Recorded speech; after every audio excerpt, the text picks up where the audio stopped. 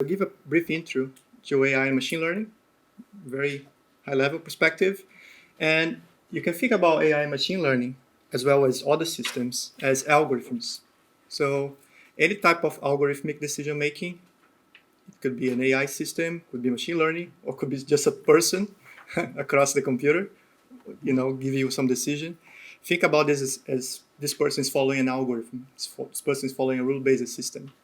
And you are just trying to understand what's going on. So I'll just give you a brief intro to that, and I'll talk about the key components of algorithm impact assessment, and then I'll focus on the three main ones: explainability, fairness, and robustness.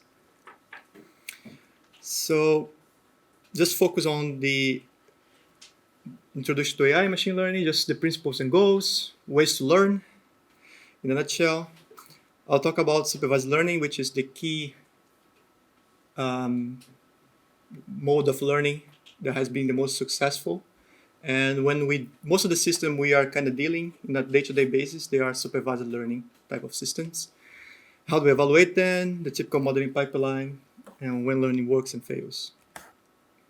So there's this nice diagram, which you have artificial intelligence as this overarching concept that it basically programs with the ability to learn and reason like humans. And this is kind of the goal. That's where we are heading to. But for a long time, we were fixated with this idea, and we couldn't develop much. And I think in the last 50 years, even last 40 years, people decided to say, okay, maybe we just, instead of trying to create systems that reason like humans, maybe we just, that's below a human level, and let's focus on systems that could solve a particular problem, like object recognition, like credit scoring people, things like that. That just a small, narrow task that the system would be able to do, and hopefully it would be able to do better than a human.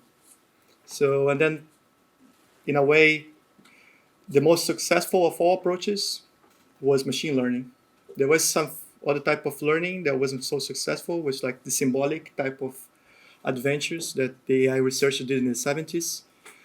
It was too difficult. It was kind of hard coding rules.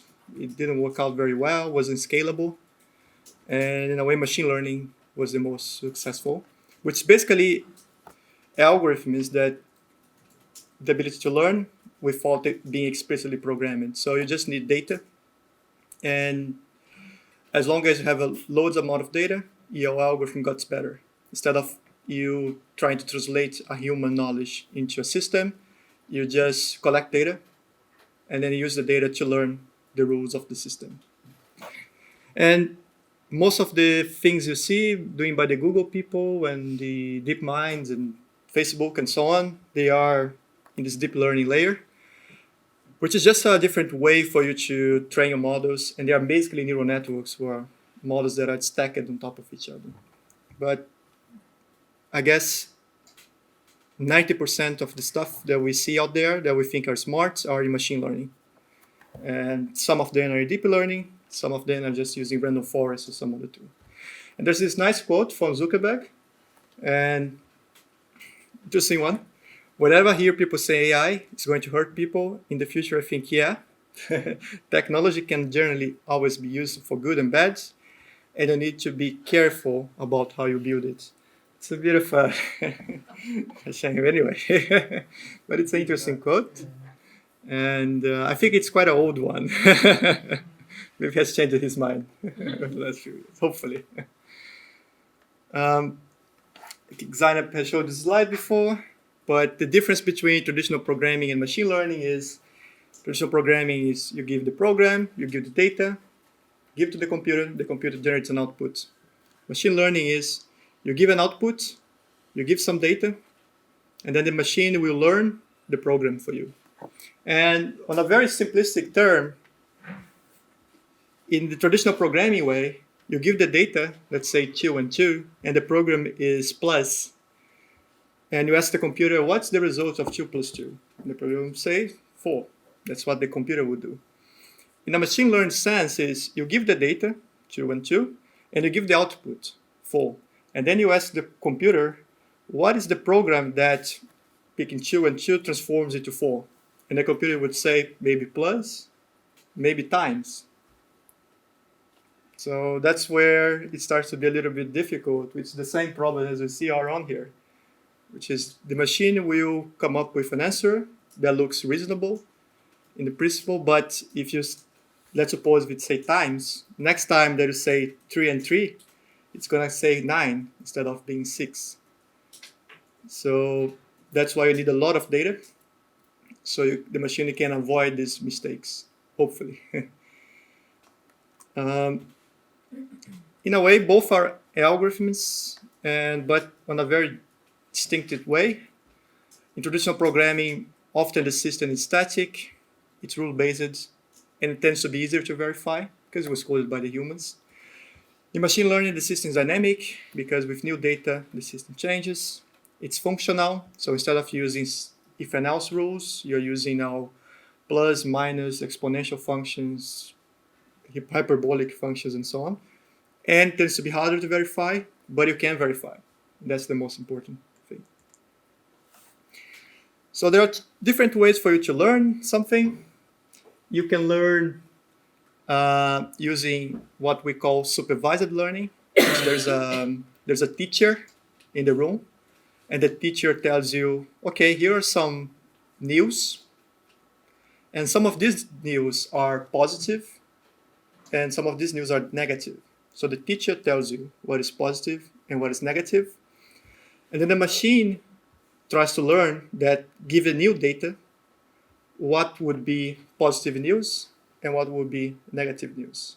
So without now a human intervention in the loop, the machine would just select it for you. But there is someone from the beginning labeling things as positive and negative. And supervised learning is a little bit different. You just start with the news, and then the machine will try to learn a structure that is presented in the news. How can I separate the news into topics, for instance? Are these news from politics or war or Trump or some other topic? So the machine will try to attempt to build that, but without much human input in the middle. Reinforcement learning is, you can think about the news, which we were talking before, as giving you an idea about the state of the world. And giving a state of the world, you have this machine we call learner, and the learner tries to say, okay, the state of the world is like this. That might be a worthwhile action for us to employ in this state of the world. And then you apply this action, then comes the environment, which is the word, and the word gives you a new state and also a reward. So how much your action was worth. And then you use these new inputs so the machine can decide what's a new action now. And in a way, reinforcement learning is what I would say most of the DeepMind type of success has been. So most of the stuff you see in the media, like AlphaZero, there's now the Alpha Star, and there was I think that was OpenAI with Dota. So most of these success in reinforcement learning has been, you have a virtual environment, which there is a game, and the game has some rules, and then you can play zillions of times. So just some formal definition. So supervised learning is, you have a set of inputs, you have some output variable, and then you have a lot of samples from your words, and then you create a data set, which is basically inputs and outputs, a lot of them. And your goal is to find this function here in the middle. So it's a mathematical function that links inputs to outputs as best as you can. And there's two main types of supervised learning. One is classification, and another one is regression. And I'm just going to show you an example. So classification is, if you're playing with object recognition, you're asking what is in the image. So you give an image, let's say in this case of a dog, and you ask yourself what is in the image, and the system would tell you, okay, that's a dog. So you're labeling things. In regression, you are, for instance, asking where is in the image. because what you want to do is to find the localization of the object. So regression is more about numbers, real numbers, so values in an interval, whilst classification is that a dog, is that a cat, is that a person? So in terms of mathematical structure, it's a little bit different, but in essence, they're in the same umbrella of supervised learning. But for object recognition, classification would mean what, regression would mean where is the image. And there's a lot of success recently on, particularly for self-driving cars, on not only identifying the people in the street or the objects in the street, but where they are located. And that's quite important. And it's the funny thing about humans, we do these two tasks at the same time, right? When I'm looking at you, I know who you are and what's the location you are. And there's like this model inside your brain that maps the whole environment. That's the funny thing. So there's just a simple example. There's a data set, famous. So if you're playing with machine learning, there's a data set called Titanic disaster data set.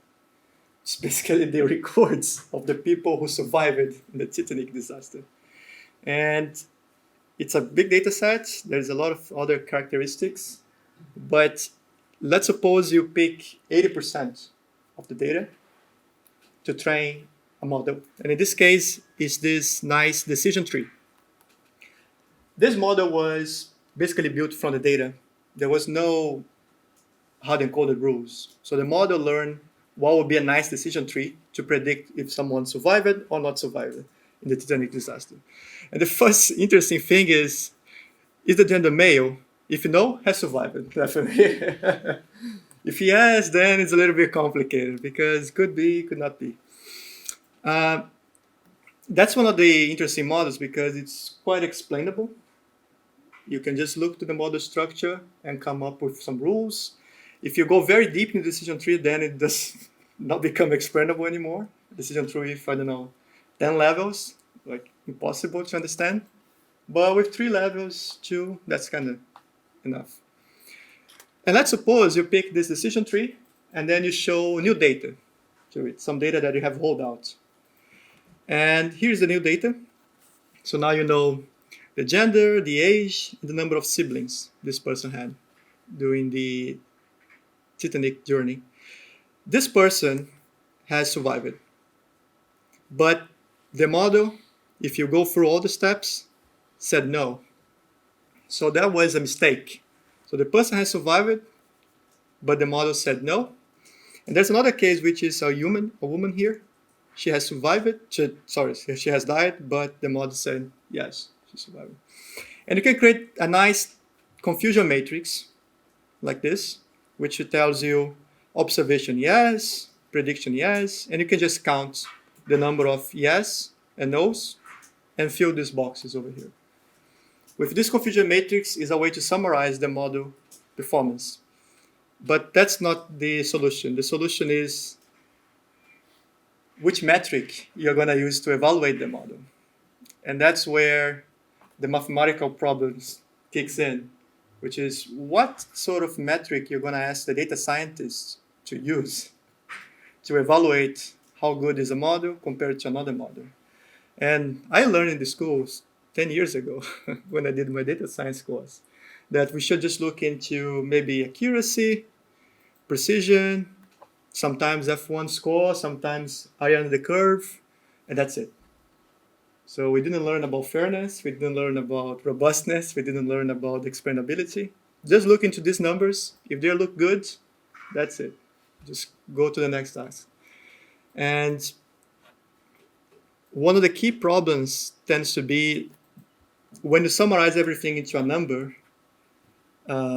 you stop thinking about the model and you stop thinking about how good the model is. And that's a big problem of the data scientist profession in a way. It's like we are really going for the numbers and not thinking about how the model should look like and what's the good model. And it's a bit of a shame. And I think it's still like this these days, unfortunately. Because we are always thinking about what is the next model? What is the new deep learning that we can use to solve this problem? Instead of thinking, what are my variables? Does this model make sense or doesn't make sense? So that's usually the modeling pipeline. I'm showing you this because this will be very useful later on, so you can understand where you should do the impact assessment on your algorithm. So everything starts from the data, and how do you collect the data, how you fetch the data. That's the most important part. After that, these 4 steps over here is kind of automated in a way. One is the pre-processing and feature engineering, and people really spend a lot of time doing this step, thinking about the features, thinking about how we can create new ones, just to improve the model, because that's more or less the mapping is. There's a key problem there is depending on how you manufacture your features, they just become not interpretable anymore. So if you apply a lot of completely hard transformations, they just lost their semantic value, and then the explainability goes out of the window out of that.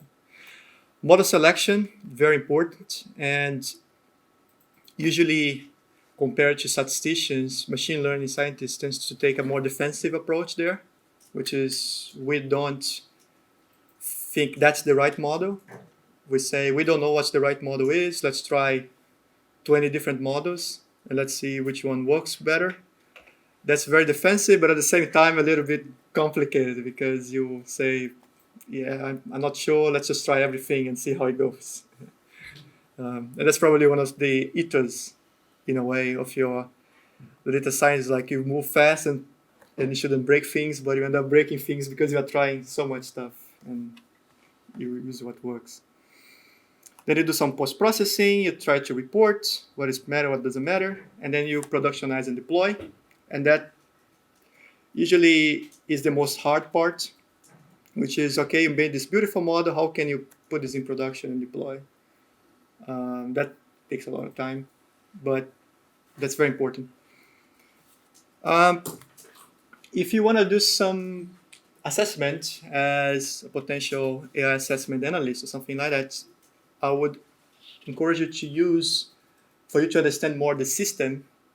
Let's suppose you are an outsider and you're going there to do some auditing, to ask the data scientist or someone who designed the system to fill some canvas, and there's the machine learning canvas, which gives you an idea of what are the system's purpose, what are the inputs variable, output variable, what the system is doing, what was the type of model validation that was used, and so on.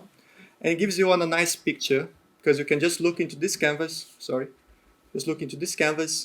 and you have a good picture of what's going on inside the system. So if you don't know the system, just ask data science to fill this. It's very quick. We all love Canvas, so he wouldn't feel bothered about filling this canvas for you, so that's fine. Instead of you giving them a form in the Word and you have to fill. Give them a canvas, they're probably going to be happier to fill for you. Just to finalize these initial parts, there are some cases when learning works and fails. Learning works when you are happy with your Spotify discover, when you're getting new, nice musics that you haven't thought about before, and you give a nice quotation like, after I received several excellent playlists in a row, I couldn't stop thinking about how Spotify had figured me out. That was quite an astonishing quote. But at the same time, sometimes profiling, which is this type of stuff that Spotify is doing with you, is profiling you. Sometimes profiling doesn't work very well, which is the compass case, which Adriano has brought in. And we can clearly see the problem here. The problem is basically race, and race is coming from some other variable. Translation is also very important, and has enabled a lot of business and people traveling across the globe to be able to communicate. And it works really well. Where's the train station? ¿Dónde está la estación de tren? It works beautifully. But at the same time, as Zenip has brought in, there is some issues there. And you can argue that's probably a problem of interface, but I should have fixed the problem of interface in the first case, instead of just relying the system to work by itself. And I think, yeah, that's finally the last one is self-driving cars. Very useful. You can see here there's a car and where at the same time. It's quite useful. And there's a car over here with a probability there's a car. And it's probably better than me, I think, discovering cars. And they like to detect people too, quite good. But then you have facial recognition in London, staggering inaccurate. So you have two words happening. And that's really a clear problem for robustness. Sometimes the system works really well, sometimes the system doesn't work really well. And if the system doesn't work, don't deploy the system. That's probably the first rule. And don't try to put the system in the street, because then you have staggering inaccurate predictions. People are being put on trial or taken to the police department for something they shouldn't be taken. Yeah. So there's some books and some material. This slides are online. I can give you the address later on. And I think probably going to circulate as well via email. Yeah, it is all in Zenodo. So you can just download it. Sorry for not bringing it printable. It's like nature. There's for those who are interested, like some kind of hands-on type of thing in machine learning, just to, like rainy weekends, you don't want to go out and you want to play with something. There's like this playground TensorFlow. It's just a playground. So here's a neural network, and here's a problem. So the problem is very simple. So you have orange dots and blue dots, and you want to find a separation between them, a classifier for that, who can separate blue dots from orange dots. And there are different ones, like this problem over here. It's a bit more tricky. This one, it's kind of simple. This one, a bit more tricky, and so on. And the funny thing is you can add more inputs if you want, or less inputs. You have a neural network with these layers. You can add layers or remove layers as well over here. And you can add more layers, less layers, etc. You can play with a lot of things on the top, and you can change the problem to regression. So it's going to be a little bit different. You just press here to play, and then the system is learning. And it didn't took so long for it to learn how to separate blue dots from orange dots using this architecture over here. And if you press the mouse, you discover what the network is doing. So every neuron is kind of dealing with a part of the input space. And these neurons over here, they are kind of combining the previous neurons to separate them. It's kind of fun. And you can think about, okay, if I remove one neuron over here, what happens? Is it going to still work or not going to work? Yeah, still works. If I reduce now to just one neuron, that's a good way for you to understand a little bit more about accuracy and things like that. So accuracy depends a lot on the model capacity and some other elements. But you can play a little bit about this. Good. So briefly, key components of AI assessment. So AI assessment focuses on evaluating an automated decision-making system, mainly from a robustness, fairness, and explainability point of view. Of course, there are other points of view, but I guess these are the three main ones because that's where we have most of the tools for it. The goals of AI assessment, or algorithm impact assessment, would you prefer, is set the boundaries, usage, and shelf life of a system, build trust between the stakeholders of a system, and it's like the entry point to hold the system's creator accountable of the results of decision making. So that's the goal we are trying to achieve: usage, shelf life, create trust, and also accountability for the people. There are other areas of AI assessment like transparency, accountability, privacy, and so on. We're not going to touch on them today because we don't have much time for them. In a nutshell, robustness is systems should be safe and secure, not vulnerable to tampering or compromising of the data they are trained on. And I guess a key example of transparency, of robustness is the. Is my mouse over there? No, it's not. Oops, sorry.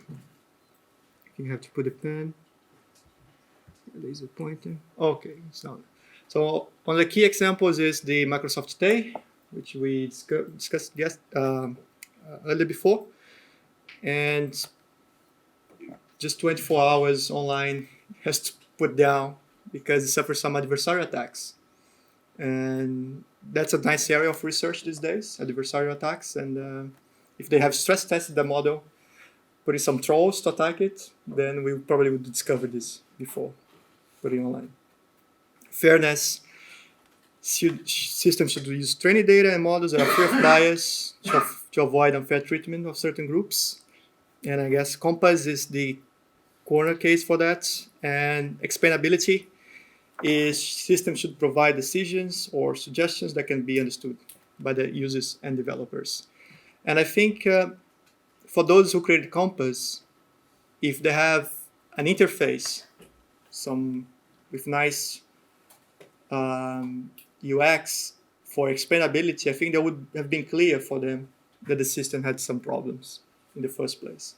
Because when you start to see the decisions being made for every individual, you start to see that race was playing some game they could have just shut down. So in a way, fairness and explainability tends to, in a way, work hand in hand. Because then for explainability, you can discover that something is going on, like in the case of the decision tree, for instance. Number of siblings popping up. It's like, we need to think more about it instead of just saying, let's roll out and see how it goes. Yeah. Assessment versus modeling. And going back to your point, which is from an assessment point of view, that's where fairness, explainability, and robustness kicks in. So in the data, how do you collect data and whom you're collecting data and which features you're collecting? You need to think about the fairness angle on that. How you are pre-processing data and engineering the data, that's where the explainability comes in. During model selection, how you're doing model selection and how you're stress testing the model, that's robustness comes in. And during the post-processing reporting, which systems you're putting in place so that the algorithms are more fair and they're also explainable. And finally, during the productionizing and deploying, how you are keeping these values and things going on when the system is actually on the fly working out there. That's the assessment angle. And there's the by design angle, which is you try to ensure that during those steps, by design, the systems are more explainable, more fair, and more robust. You can make the system more robust and fair, maybe even more explainable too. I should forget explainability here. During the pre-processing step. For instance, what your work with, for the recruitment case, you oversampling some of the classes or some of the genders in your case was you're manipulating the fairness into the data aspect. So people would call pre-processing step. You could also have encouraged the model to be more fair during its predictions during the model selection or the in-processing step. So you put some kind of penalty in how the model is behaving so that its prediction becomes more aligned across groups or across individuals. And you can also fix things. Unfortunately, you can always fix things on the post-processing and reporting moment, which is, okay, the system is there. I don't want to speak with the data scientists. I don't know what they're doing. I'm going to try to, when they come up with a prediction, I'm just going to change it slightly because I know that they're going to do something strange happening in there. Which brings me to another canvas, which is the canvas you have on top of your desk. And it's a canvas we developed, me and Zainab, and it's the AI assessment canvas. It's not complete, of course, and you can give feedback. We are looking for feedback. And the idea is you give the first canvas to the data scientist so you can understand the model. Now I give the second canvas that I said, so have you thought about these things when you were developing your model? And the idea is you move from some kind of value-centric approach to a more trust-centric or safety-centric approach. I'm not going to discuss the canvas on details. I don't have much time for that. In the slides on Zenodo, there's an appendix on these slides which discuss every box of the canvas in details. and you can give feedback. And if you want to participate on doing the development of this canvas, I'm very happy to have more feedback. And we're probably going to write a blog. If you're interested to participate in the blog, just give a shout, and we're going to incorporate you and your work together. But the main key thing on this canvas is how we reframe the discussion. Instead of thinking about delivering value, we want to deliver trust and safety. And if you have both canvas, I think in the end it's like a pedagogical tool that you can use for the data science for him to reflect about, oh, I didn't thought about these questions before when I was building my model. And I keep kind of banging this thing because a lot of data science who are out there, they kind of somehow in my generation or even coming out of the uni right now, and they didn't got the education. So these are the kind of things you should try to put in front of them so they can learn and build on. Okay. So finally, I'm gonna dig deep, not too deep, but dig deep. Maybe another day, another time, we can do a full session on this. But let's talk about explainability. And explainability is the least mathematical of all the three pillars, the most subjective one, but in a way, it's the one which I think most of us agree what would be a good explanation for things and what would be a bad explanation for things. Fairness is the most contentious one. We have solutions, we have tools, but we cannot even agree on what should be a fair system or unfair system, what sort of mathematical definition we're going to use for that. But explainability, I think we pretty much agree when something is not explainable or explainable. So I'm going to focus on what do we mean by an explainable decision, and then I'll try to use the framework that Zainab has outlined before and try to just give you an idea about, for every step of the framework, what do we mean in terms of principles of something being explainable, not explainable, legal basis, different types of explainability, technological solutions, and a checklist. So one of the handouts is a checklist for explainability. It's like a table, and it's also in the Zenodo website, so you can download this too, even the canvas too, and you can use this checklist and give to the data scientist and say, can you fill these boxes for me? So just to see if you're doing your work properly. So what do we mean by an explainable decision? So we start with a cat, always a cat and a dog. This kind of examples we use all the time. Even though we do a lot of more things than cats and dogs, but I think the example we mostly use are cats and dogs. And then you have a neural network, and we discussed it before. You can just ask the network, like, what is in the image? And the network would say, this is a cat. You just ask it what is in the image. And that's probably a good answer for you. Then you can ask the network, okay, this is a cat, but why do you think this is a cat? And that's probably you need to come up with an explanation. So in the end, the model answers you given the question you have posed to him. So if you just ask what, here's an answer. Why? Oh, this is a cat because it has fur, whiskers, and claws. It has these features. So some cat ears. So that's a more explainable decision. Maybe it's not 100%, but it's way better than just saying this is a cat. In healthcare, there's this nice website called Predict, and I can show you maybe later on. Predict is a system for NHS for breast cancer. And for those of you who are interested to know, in case you have a breast cancer or something related, you can go to this system and you can input some values about your treatment or about the diagnosis you received. And the system will come up with you with a full explanation of your survival rates, what kind of treatment you should follow, not follow, and so on.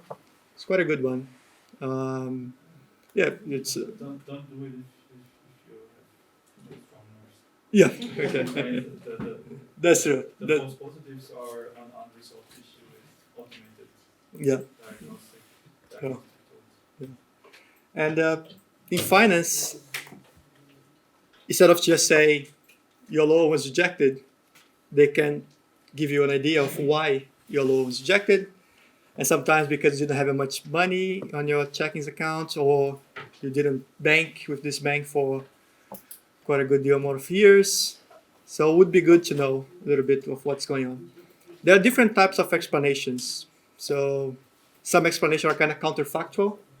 So if you were this person with this characteristic, we would give you, or they are sometimes, like in this case, the case of the cat, which is we give you some features of why we think you didn't get the decision. Um,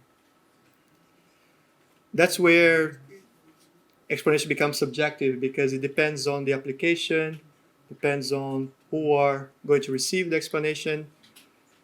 The technical literacy of the people is very important. Some people are more technically literate, some people are less technically literate. So you need to think about all these elements. In an AI standpoint, there's this GDPR and the right to an explanation. Um, there's a lot of debate. I think it's probably more academic debate, to be honest. Which does the system user really have a right to an explanation or not? And it's quite a debatable thing because they have the right in principle, but what type of explanation you're going to give to them, that's where it becomes fuzzy. So I still don't know the exact answer. People are still debating these things, but because it's a very new regulation. What we would hopefully have is we have the words. We try to capture the word in terms of a data set, like a tabular form, and then we build some black box model. And then using this black box, we would like to extract some way to interpret it, and then give to the humans. That would be the flow of explainability in the best case. Sometimes we don't need to do black box, sometimes we can do glass box model. It's not a problem. And we can do things by design who are interpretable. The problem is, in most cases, the most interpretable model, like a monotonic decision boundary, which, if you increase this value and increase this value, it's more likely you get a credit. No, unlikely to get a credit. It's not as good as something very non-monotonic. So that's how a neural net would be, like in the case I showed you before. And unfortunately, there is a trade-off between explainability and accuracy, which is the same trade-off we have in fairness and accuracy. So this fairness and explainability are affecting robustness in a way. At the same time, robustness is affecting both. So how can we orchestrate all these things? It's big challenge. And right now, who's doing these things is a data scientist working his computer trying to get a model out of that. There's no basis or regulation. It's really like, oh, okay, if you think it's fine, it's fine. If you don't think it's fine, okay, we should change the model and so on. The There's the model specific ones, which let me just do it in my model. This one was over here, which is the by design type of explainability, which goes back to that point. Um, and then when you have by design explainability, then you can have a global type of explainability or local type of explainability. Global would be like that decision tree I showed in the beginning for the Titanic dataset. That would apply regardless of the person who is going through the decision process. That will apply for the whole population in a way. And there's the local one, which is depends on you. So Amazon.com recommended you these books because you searched things that you like, or you like things that look similar to these ones. So there's an explanation that is for you as a client, as an individual, and there's an explanation which is for a group or a population. I tend to think that for the end user, this is more useful, but sometimes you don't want to open these things to the end user because you can suffer some adversarial attacks after that. And I think for debugging purposes and for knowledge discovery, this tends to be more useful for the people who are involved in the process. So global explanations are for the developers of the system, and local explanation tends to be for the end user of the thing. And then you have model agnostic. And model agnostic is whatever the black box you are using, we can come up with techniques that can uncover which features and which characteristics of your model are more key. And here's the random forest for the Titanic dataset. Gender is very important.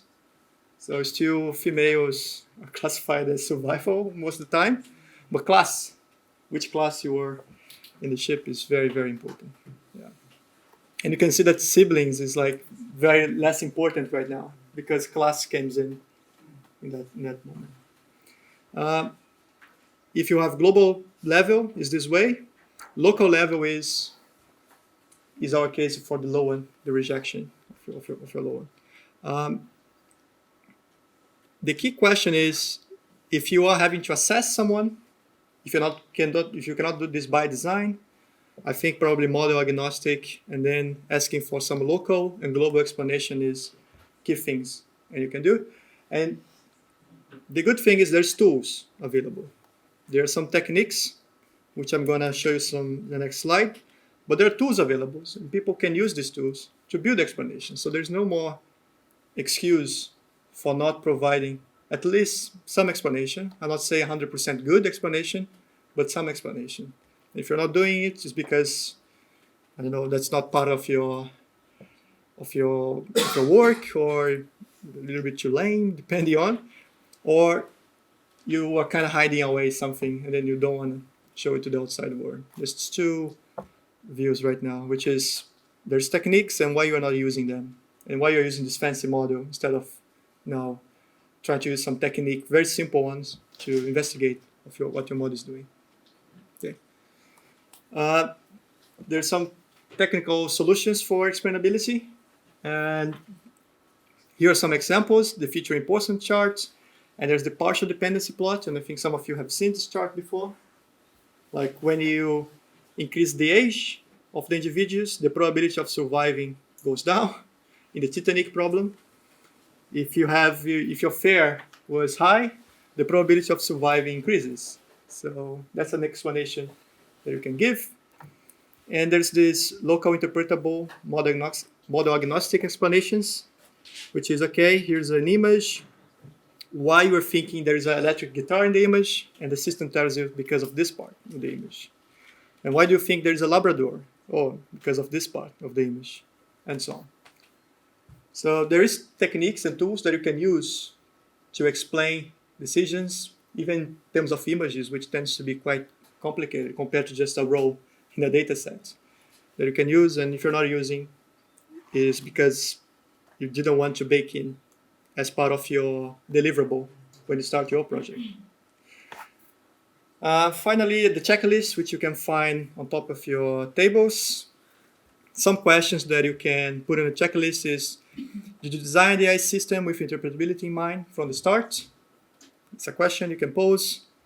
Another question is, did you research and try to use the simplest and most interpretable model possible for the application in question? That's a very important question. And I think all the data science kind of do this in a way. You have to build a baseline first.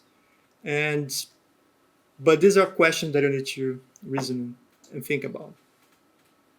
Okay. Here are some papers and books. There's legislation over there. And if you want other good online resources about the topic and tools available on the internet, you can just access this link. And there's this nice XKCD, which is like a physician speaking with someone from another area. Say, oh, you're trying to predict the behavior of complicated system. Just model it as a simple object, and then add some secondary terms to account for complications I just thought of. So now I'm going to talk about fairness, and I'm just going to try to go down to the topics. And I think we have seen this before, which is the when a decision is not fair. So facial recognition, that's a big topic, and because you don't have much labels, from some classes, then you end up with a system that cannot recognize faces from some gender and races, particularly in the intersection. And recruitment, in particular, for instance, this case, Facebook. Uh, Facebook tends to target based on gender, based on neighborhood, based on some other attributes, what type of job they would like recommend to someone. And then if you are a man, you get jobs like lumber, um, AI. I don't know what's AI. Maybe for a very artificial intelligence, probably. Yeah. Okay. You know what's AI. Fair enough. Taxi, lawyer, and so on. And when you're a female, I didn't want to show, but it's basically nurse and some other topics like that. It's very fun. It's fun.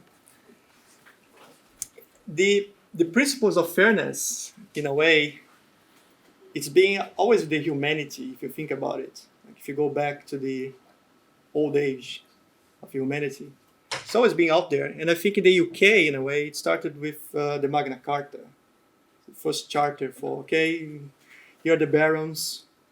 We don't want to be treated more like peasants, like the other peasants. We want to be treated more equally by the king, and we are issuing this charter saying, okay, we are going to try to control a little bit of your power. Of course, Magna Carta was just for a small subset of people, was not for everybody.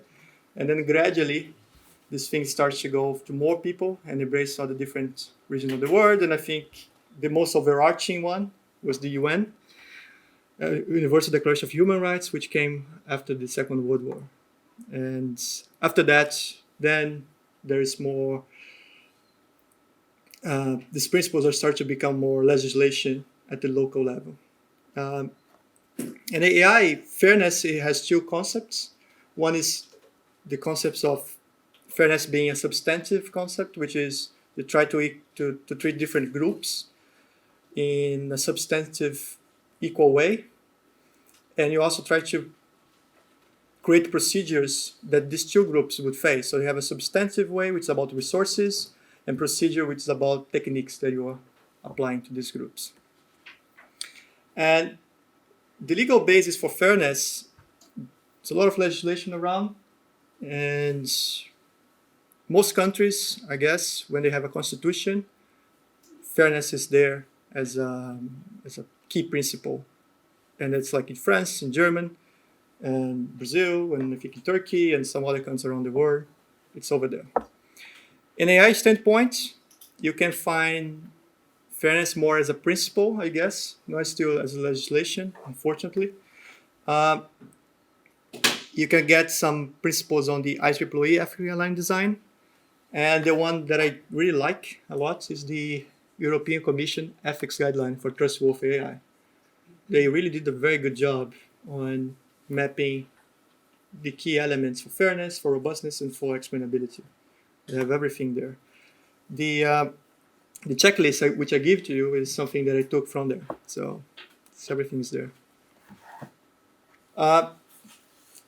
When you try to come up with a mathematical definition of fairness, you end up having to think about data, think about model, and think about outcomes. And we discussed this before.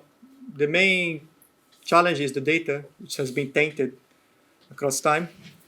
And in a way, when you design the system, which is unfair, and you didn't thought about it before, it just perpetuates, and it creates more samples that replicates the previous one and just reinforce the principles.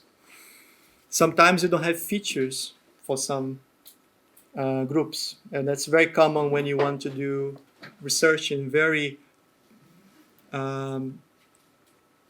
rough neighborhoods, like in favelas in Brazil. It's difficult to go there and collect data because people don't tend to have address in these places. You just know the neighborhood, you just know where the people are living, but you don't have an exact data point for them compared to the nice flats in Copacabana Bay, which the data there is more abundant, it's easy to analyze. And you have the proxies problem, which is the color and the shape, or the neighborhood you live, and so on. When you think about the mathematical view is you need to think about individual and group fairness, and I think Zeynep has talked about individual fairness and group fairness, and there's really a mathematical expression for everything. So individual fairness is very simple. F of x here is the decision made by the system to you, and all these points over here are people who looks like you and how the system has behavior for those systems. If the decision was equal to you, this thing would be 0, and the consistency would be 1. Okay? If they're too far apart, then the consistency will be close to 0, so it's not consistent for an individual level. Group level is a bit more complicated, and I'm just going to show you why it's a bit more complicated, because you need to think about which type of definition of group fairness you want to use. Do you want a fairness by outcome or by opportunity? And that's where the data scientists don't want to discuss. Like, okay, can you give me the formula and I'm just going to implement that and then just move on? When you talk about opportunity, you're talking about, okay, everybody that has applied for this job or to this recruitment process, they had the same opportunity, so I just can use the features as a good predictors for that. And I just need to make sure that my model is not biased towards a group or flagging a lot of false positives towards a group compared to another one. The outcome is I'm going to try to treat different groups the same. So whatever the prediction of my model, I'll try to get the same distribution across groups. So outcome is way more stricter compared to opportunity. Because opportunity is about performance of your model across groups, privileged and privileged groups. Sometimes unprivileged groups can be male or young people. I'll give an example. Compass, for instance. Male is the unprivileged group there, because the privileged group is female. Female tends to have a better treatment in terms of these models compared to males. And in Compass, you try to get a equality of opportunity there to try to minimize the false positive that you have a way more for men than for female. And in Compass, the race is the black and white. Yeah. There's a tree. And it's like a decision tree that you can use to identify which definition you should go for. I showed you just 2 definitions, but you can have way more. So that's why it's a difficult topic and still up to debate most cases. There are some techniques you can use to alleviate bias during your modeling. You can alleviate bias or unfair decision making in the pre-processing step, in the in-processing step, or in the post-processing step. And I'm just going to show you an example. So this first one here is alleviating bias in the pre-processing step.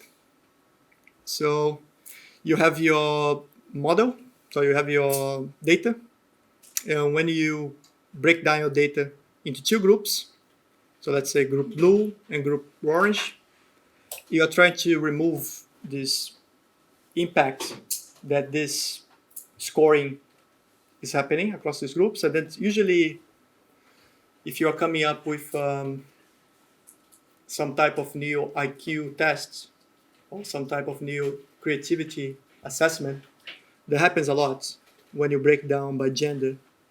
So you have these 2 gender groups, and let's say males and females, and you say, okay, there's a clear difference there.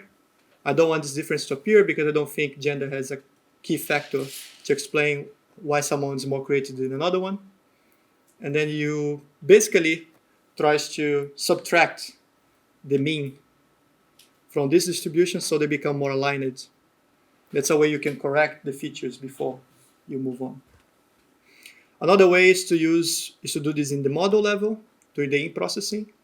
So here is a nice decision surface, and going back to our example in TensorFlow during those plays. So here's a cloud of points, red points and green points. If you just let your model completely unfettered in terms of fairness, that will be the decision boundary. So almost a perfect prediction from your model. And when you start to take into account fairness in terms of a constraints, so if you plot not only if the dot is red or the dot is green, but also what kind of group this dot belongs to, and if you do this as a cross and as a dot, and I think that's probably difficult to see, but you're basically saying not only the dot has a color, but also they have a format.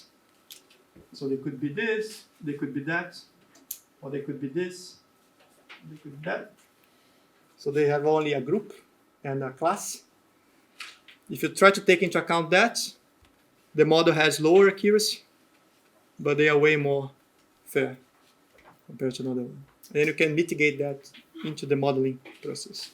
So again, going back to the discussion we had before, the techniques are there, the tools are available, you can do that, or you can ask data science to do that for you.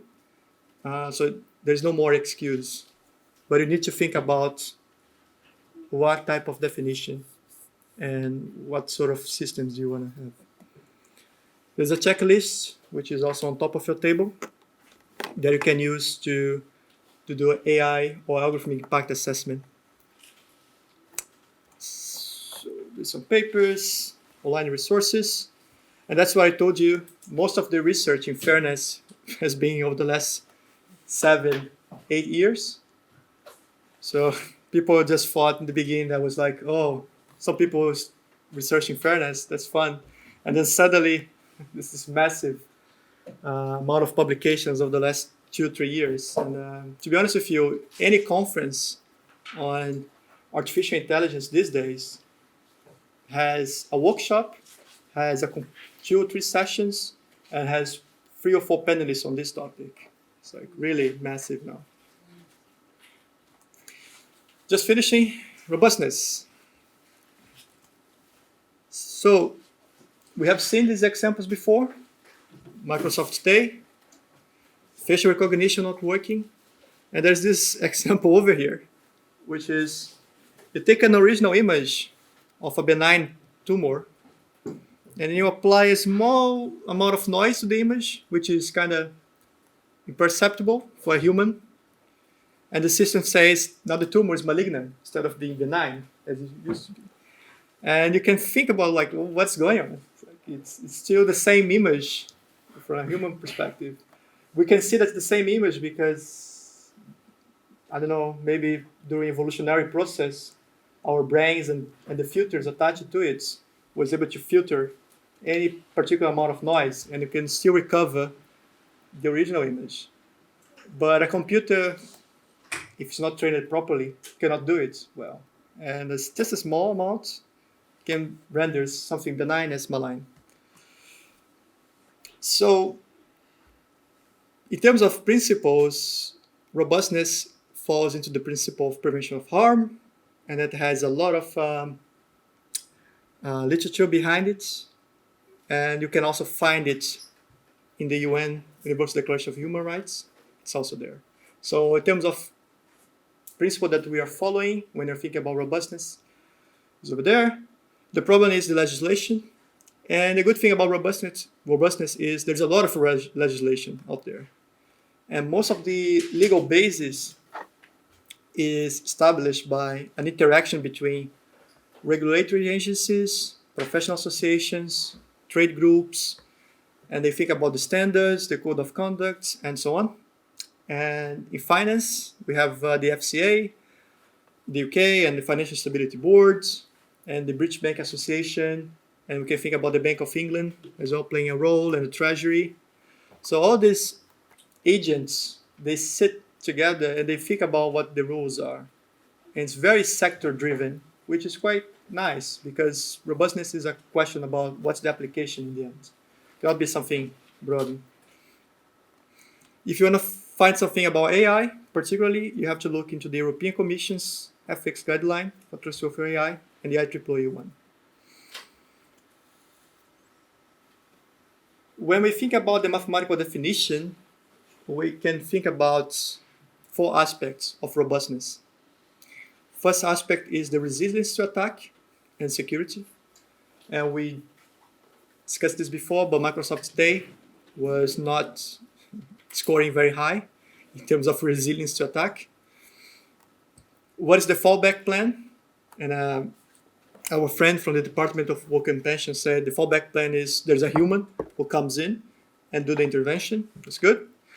Accuracy, very important. And then we got the